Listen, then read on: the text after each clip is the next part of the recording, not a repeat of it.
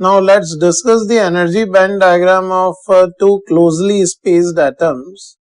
Here you can see there are two energy band diagrams for two different atoms which are closely spaced. But in this situation, the separation between the two atoms is so large that energy of one electron in one atom is not affected by the other. That's why both of these curves are approximately rectangular hyperbolas because these are almost in the influence of their individual nuclei, which are located at the center. So here y-axis is representing potential energy, and along x-axis we are talking about the distance of electron from the center. Now these dotted lines here are representing energy level for the orbitals 1s, 2s, 2p and 3s respectively. Now let's see what happens when the two atoms are brought close to each other. Here you can see that when these atoms are getting close, after a separation decreases below a specific value, here you can see that overlapping of orbitals between the two atoms start, and as separation decreases, overlapping increases.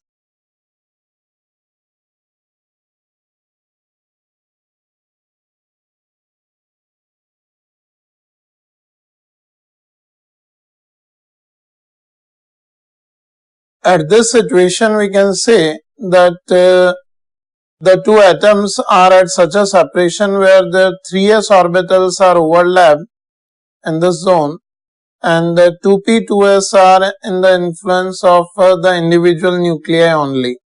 So here we can state in this situation the electron which exists in 3s orbital is free to move in the whole combined 3s orbital, or this is a molecular orbital we can say, in which there is a common orbital where electron is allowed to move. But the electron which is moving in the influence of an individual atom, that is in 2p and 2s, is not allowed to move into the other atom zone.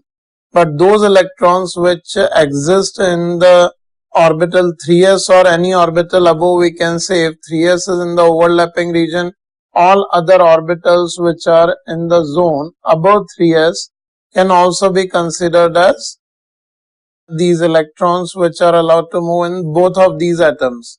So we can say this is the point X where the two atoms potential energy is getting equal exactly midway between the two. All the orbitals which are about this point X, or where potential energy is more than this X value, we can say that electrons are free to move in any of these orbitals, or the orbitals will combine and form a common orbital. This is the basis we are going to use to understand how orbital structure exists in case of a solid lattice structure. Let's take it up in the very next article.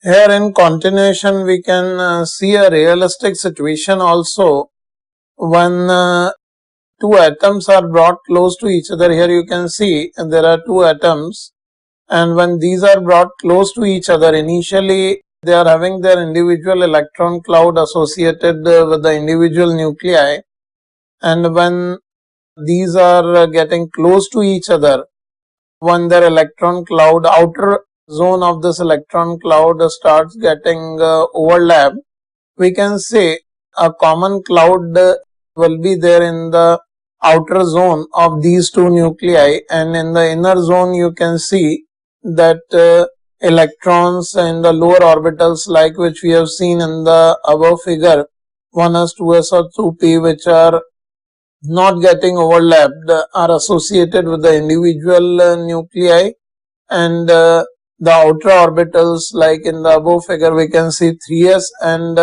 above, all above orbitals where which are getting overlapped, you can see it is forming a common cloud.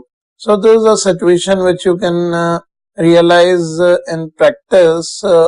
You just keep it in mind for your imagination, like whenever atoms are brought close, the upper diagram shows energy band diagram of two closely spaced atoms, and this lower picture gives you a three-dimensional idea about how the electron cloud sharing takes place, or due to overlapping a common cloud is formed, which we generally term as molecular orbital.